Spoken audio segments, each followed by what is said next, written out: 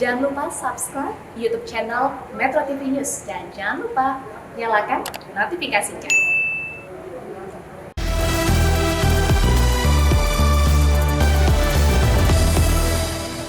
Saya mau bahas soal cara kerja. Bagaimana kalian menjaring korban, memikat orang untuk kemudian ikut permainan judi online. Seperti apa tuh cara kerjanya? Promosi di sosial media. Kayak apa tuh promosinya? Jadi sebar banner, sebar gambar-gambar di sosial media yang menarik. Itu aja, sama video-video kemenangan. Itu. Tapi kan judi online ilegal, pasti udah ketahuan kan? Apakah dikamuflase dengan promosi apa? Ditulis judi online. Ya, gamenya jelas, semuanya jelas. Itu biasanya di marketing paling pembedaan antara huruf O menjadi 0. Jadi sistem kan nggak ngebaca kalau itu tulisannya online. O-nya diganti huruf 0 supaya tidak terdeteksi oleh sistem. Dapat kemudian keuntungan bisa satu web anggaplah sekitar 2-3 miliar tuh gimana caranya? Itu dia sih, sebar promosi sebanyak-banyaknya. Dapat nomor telepon orang-orang itu dari mana? Kita nggak pakai nomor telepon, kita cuma pakai sosmed. Pakai sosmed. Jadi masuk ke DM orang-orang yang punya sosmed. Lebih ke sebar bannernya, jadi punya akun sebanyak-banyaknya, kita terbangkan posting-posting gitu. Web judi online yang baik tuh gimana? Withdrawnya selalu dibayar. Jadi ketika menang cairnya cepat. selalu dibayar ya. Cairnya cepat sehingga itu yang bikin web itu terkenal dan banyak orang yang main di situ. Itu tadi cuplikan wawancara dengan pelaku judi online mengenai bagaimana cara mereka memikat para pemain dari segala lapisan. Banyak yang tergiur karena dengan hanya bermodalkan deposit mulai dari Rp20.000 saja. Bandar menjanjikan keuntungan berlipat-lipat lewat permainan yang seakan-akan sangat mudah. Padahal dalam permainan judi apapun, bandar yang selalu menang or the house always wins. Ya nggak sih Mbak Yeni? That's something that we always hear biasanya kalau misalkan di Las Vegas gitu ya, kasino gitu. Selamat datang Mbak Yeni. Terima kasih. Kalau misalkan kita ngomongin tentang judi online, of course, sekarang kalau tadi kita udah bahas tentang bagaimana mereka bisa memulai itu semua, tapi honestly bagian yang saya tertarik adalah bagian bagaimana korban atau pemain-pemain itu jadi kecanduan. Ini ada kaitannya sama otak kita. Jadi judi online ini kan, judi atau apapun semua hal yang sifatnya adiktif, itu punya pengaruh besar terhadap otak merespon banyak hal. Fungsi-fungsi normal itu jadi terganggu begitu kita mengidap adiksi. Misalnya ada fungsi otak basal ganglia, amigdala, korteks segala macam itu sangat terganggu. Kenapa? Dia jadi lebih susah untuk melakukan fungsi-fungsi normal. Karena dia ada banyak sekali perasaan-perasaan ya, mulai dari sebetulnya perasaan depresi, lalu perasaan kalau dia nggak judi online, kalau nggak judi, melakukan judi, dia sangat terganggu, dia gelisah.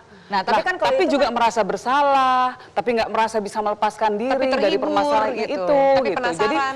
Jadi ini masalah besar. Aku juga tertarik dari segi sosialnya gitu. Maksudnya apakah it is just karena bosen, apakah karena penasaran, atau menganggap bahwa oh itu hanya game karena mereka nggak tahu bahwa itu judi gitu loh. Ya, banyak faktor sih Kak yang memang kemudian berkelindan kan. Jadi pertama memang kalau bicara tadi dia bilang dia serius banget nih bikin iklan. Nah, iklan itu menjanjikan beberapa hal. Pertama, prestis.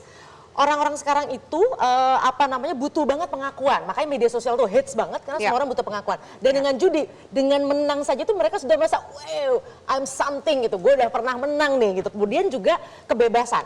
Dia merasa bisa bebas, bisa melakukan apapun. Belum lagi unsur pelarian. Nah ini sesuatu yang memang didesain betul dalam konteks persuasinya.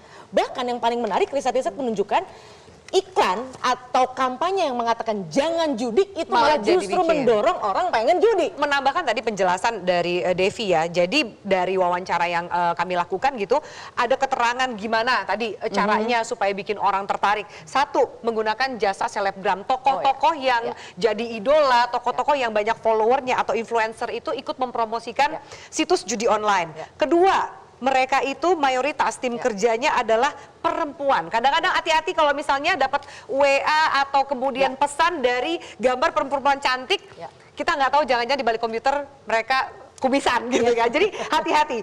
Mayoritas kerja perempuan itu dipekerjakan untuk merayu target anggota baru. Lalu menawarkan keuntungan yang sangat besar. Terus bekerja itu sangat sistematis ternyata. Mereka tuh nggak hanya nyebar gitu aja. Mereka tahu targetnya siapa dan cara mereka menjerat target itu. Gitu. Jadi gini, kenapa bahayanya judi online itu? Dia itu triple addiction.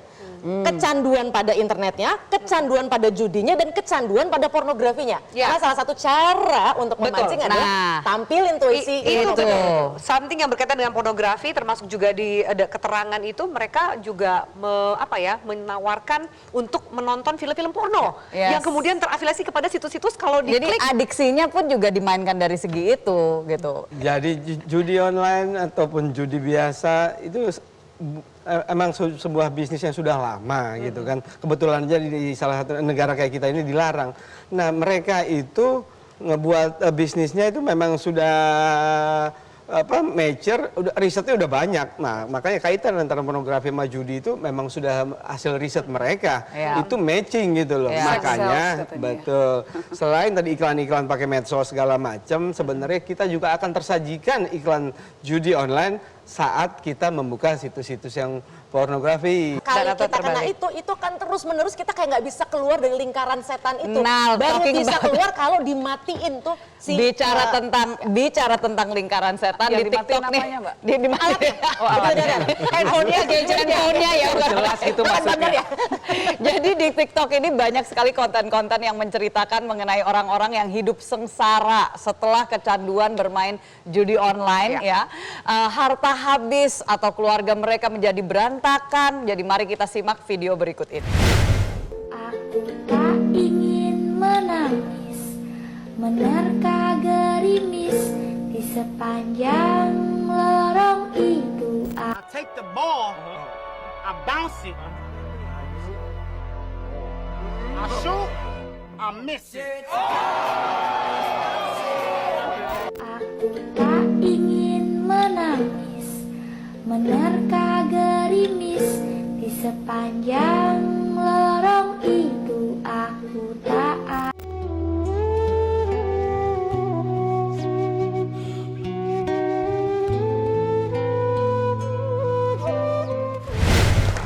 Ini kan Itu curhatan iya, orang-orang kecanduan seperti ini kan sebenarnya bahkan di film-film udah banyak gitu loh yang kita kelihatan bahwa karena masalah judi jadi dia harus kehilangan istri dan anaknya, terus masalah harta benda dan akhirnya juga. Tapi itu sesuatu yang kalau bagi orang yang mendengarnya dia nggak ngerasa itu bukan sesuatu yang dekat dengan dia. Kenapa kemudian orang ngelihat judi itu gampang? Karena beda dengan, mohon maaf, misalnya kalau pakai sesuatu narkoba itu kan susah ya, artinya Anda harus cari dulu, beli dulu. Ini kan dengan gampang.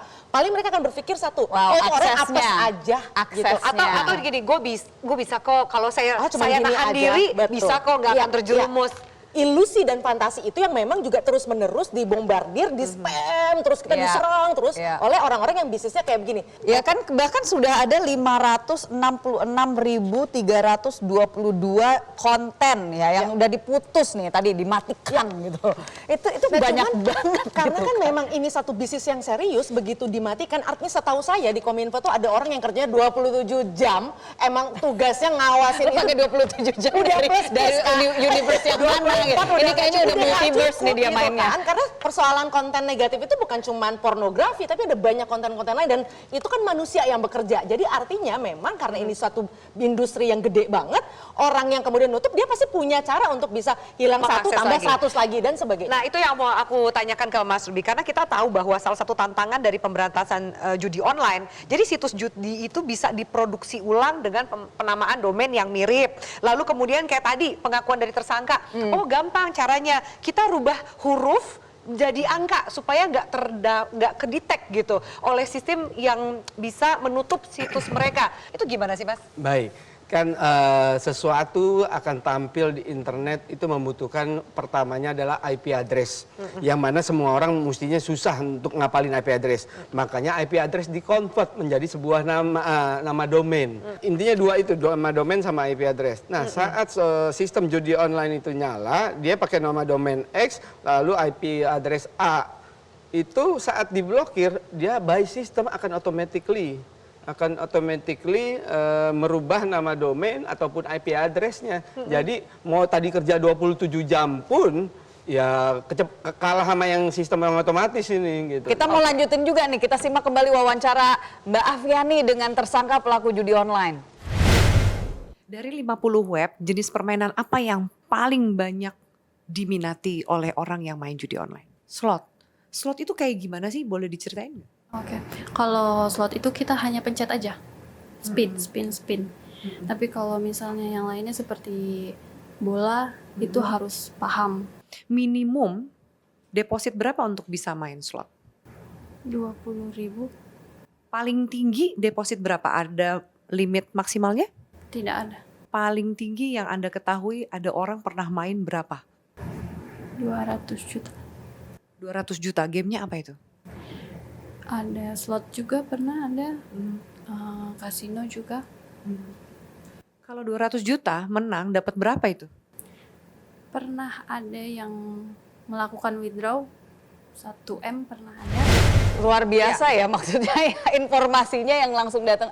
Tapi kita yakin bahwa sebenarnya mereka dari Kominfo maupun juga dari kepolisian sudah lama mengetahui hal ini. Ini kan hanya karena belakangan ini tiba-tiba terbongkar.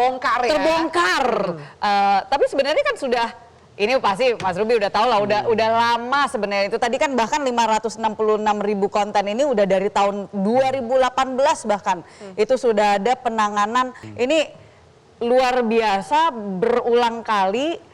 Karena Dan tadi yang sepertinya dijawab itu kan, karena kemudian satu kali ditutup, sistem bisa menduplikasi itu. Karena memang ternyata tidak mudah memberantas judi online. Dari Mbak Afi, kesan yang didapatkan mungkin tadi bisa selain dari pas tadi wawancara itu di luar dari itu apa? Dia ada kesan bersalah nggak sih? Jujur ya, pas saya tanyakan apakah dia menyesal gitu, dia bilang dia sangat menyesal.